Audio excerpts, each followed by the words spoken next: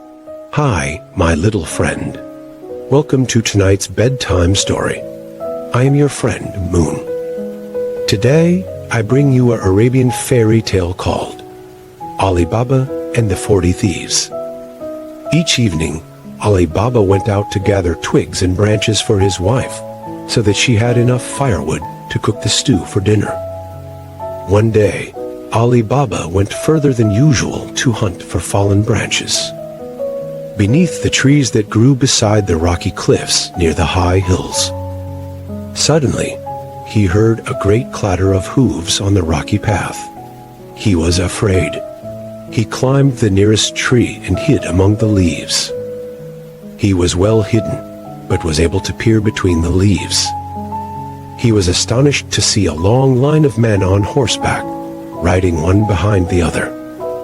Alibaba counted them as they rode beneath the tree where he hid. 1, 2, 3, 4, and many, many more, until he had counted 40. Finally, the 40 riders reached a cliff face. They dismounted and removed the saddlebags from their horses' backs. Alibaba noticed that the bags were bulging. Perhaps the bags are full of treasure, thought Alibaba. These men are thieves and robbers. Maybe they are about to hide their loot. The thieves lined up behind their leader. They were right in front of the steep rocky cliff. How silly, Alibaba thought. There is nowhere to hide treasure here. At that moment, one of the riders spoke loudly. "Open sesame," he cried. Suddenly, a secret door in the rock opened. The 40 riders entered a hidden cave. They were going to hide the treasure they had stolen. When they were all inside, the leader shouted, "Close sesame." The secret door closed again with the thieves hidden safely inside. Alibaba waited, hidden in his treetop, until the riders came out of the cave again. He counted carefully to make sure that they were all out. 1, 2, 3, 4, and many, many, many more until he reached 39. Last of all came the leader. When he stood outside the cave, he again said, "Close sesame." The secret rock door closed. Alibaba peered through the leaves. He was amazed to see how perfectly the door fitted into the rock. The thieves put the empty saddlebags over their horses. Then they set off, one by one. Alibaba counted to make sure that they had all gone. 1, 2, 3, 4, and many, many, many more until he reached 40. Then he listened until he could no longer hear any hooves clattering. He was safe. Alibaba climbed down the tree and walked up to the rocky cliff. He was curious to discover if the magic door would open for him if he said the special word. Would he be brave enough to try? Alibaba stood there. He looked at the rocky cliff. He thought about all the treasure in the cave, and he thought about the 40 thieves. He couldn't hear anything at all. At last, he decided, "I must be safe now, so I shall be brave and say the magic words out loud." Then Alibaba went close to the rocky cliff. "Open sesame," he said. The door opened. Alibaba could see steps leading down. Little lamps of burning oil lit the stairway. He was just about to descend the steps when he remembered. The leader of the thieves had spoken 2 words to close the magic door. Alibaba decided that he should shut the magic door too. It would not be a good idea for anyone else to see the entrance to the cave of treasure. "Close sesame," he cried, and the magic door slid shut. After that, Alibaba crept down the stone steps until he reached the treasure cave. He gazed all around in amazement. There were thousands of sparkling jewels in great heaps, diamonds, rubies, emeralds, and every other sort of precious gem. Then there was gold. Alibaba's eyes grew wide in wonder when he saw the vast piles of gold coins. However, Alibaba was not greedy. He didn't want the diamonds or the rubies or the emeralds. Although Alibaba was a poor man, he had no desire to take all the gold coins. He wanted just one little gold coin. It would be enough to buy food for himself and his family. So Alibaba took one small coin and ran back up the stone steps. At the top, he took a deep breath. "Open sesame," he gasped. Immediately, the magic door opened. With a sigh of relief, Alibaba hurried outside. Then he turned and called out the magic words. "Klas Azim." The door slid shut. Alibaba was safe. However, there was something Alibaba did not know. His brother, Qasim, had also come to find firewood. Qasim had seen Alibaba come out of the cave and speak some magic words. He had seen the magic rock door close. "Oh, Alibaba, my brother, what is this magic that I have just seen?" Alibaba told his brother everything. He warned Qasim that the 40 thieves might return any minute. So they both gathered up armfuls of firewood, and they hurried home, each to their own house. Alibaba was pleased to have his one small gold coin. His wife was also pleased to have one small gold coin. However, in the house next door, Qasim was not pleased. He was greedy. Qasim told his wife all about his younger brother's adventure. His wife was not pleased. She was just as greedy as her husband. "Qasim," she said, "go back to the rocky cliffs and say the magic words. Go down into the cave and fetch me some jewels and gold coins. I want lots of large gold coins." She gave him a large bag to carry all the treasure. Qasim did as his wife had said. He took the bag and ran back to the rocks. In front of the cliff, he said the magic words.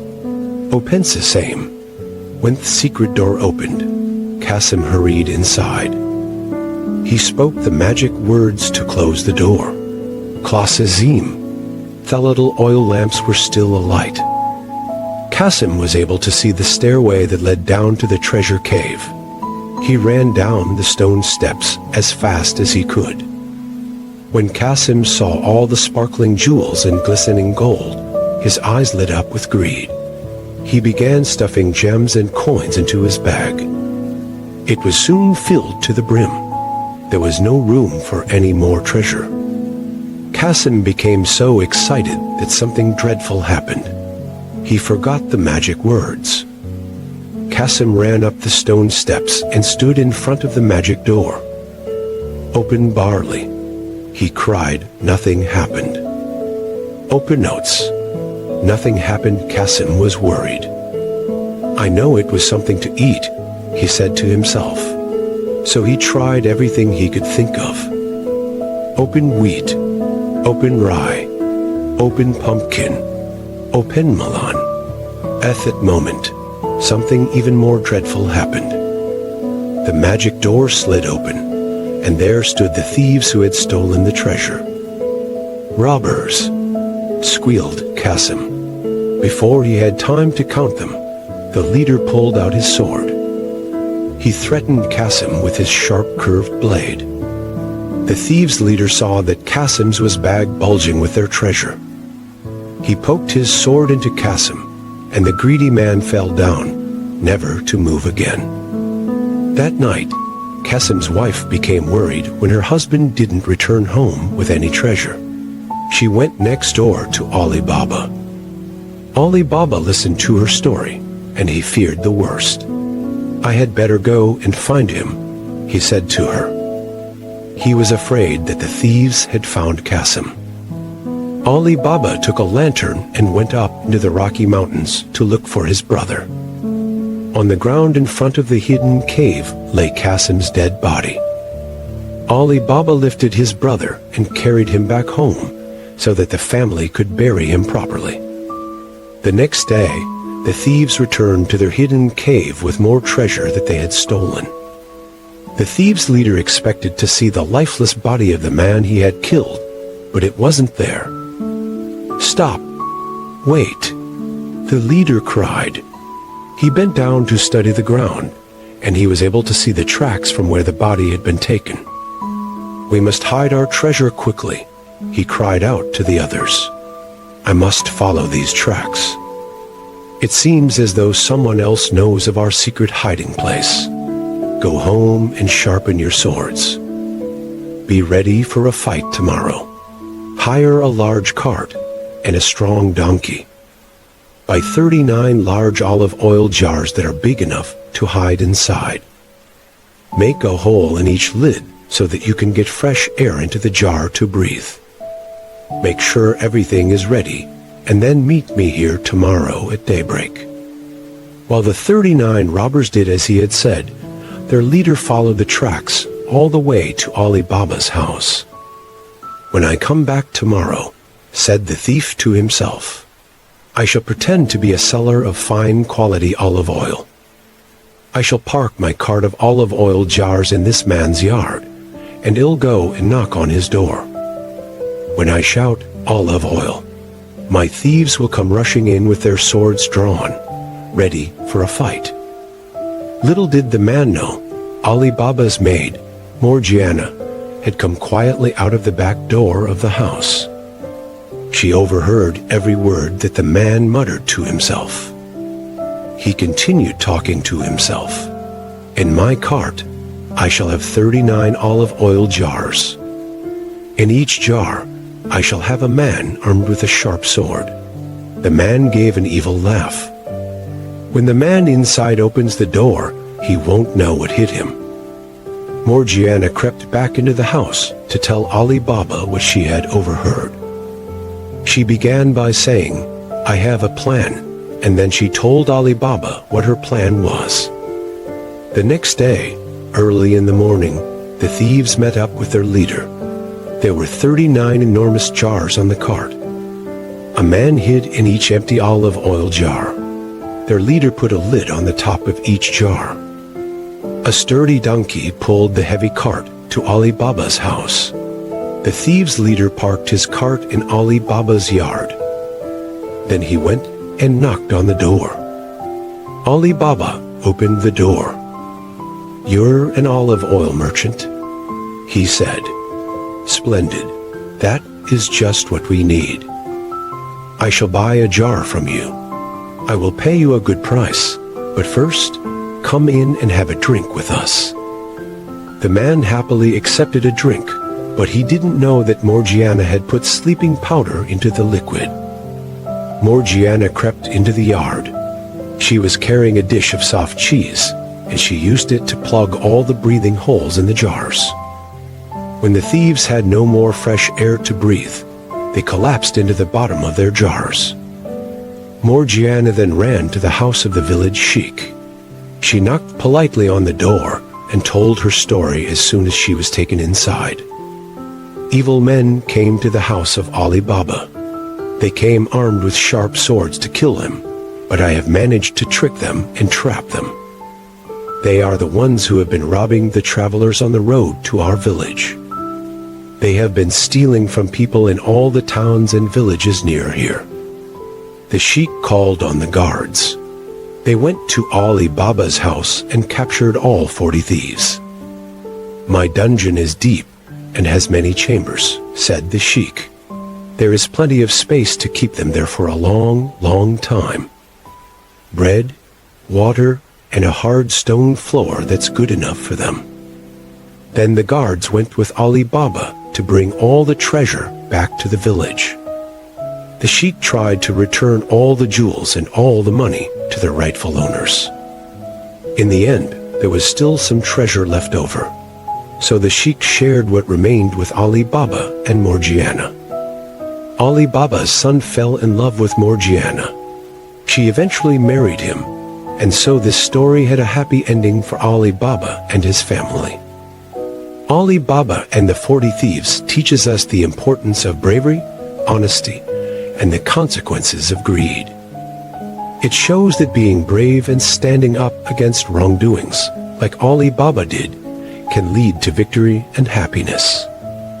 Moreover, it warns us about the dangers of greed, as seen through Qasim's fate, when he succumbed to his desire for wealth and disobeyed the magic words.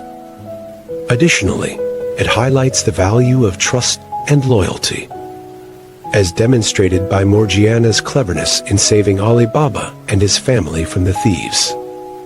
Overall, the story teaches us to be brave, honest, and to value integrity over material wealth. Today's bedtime story is end.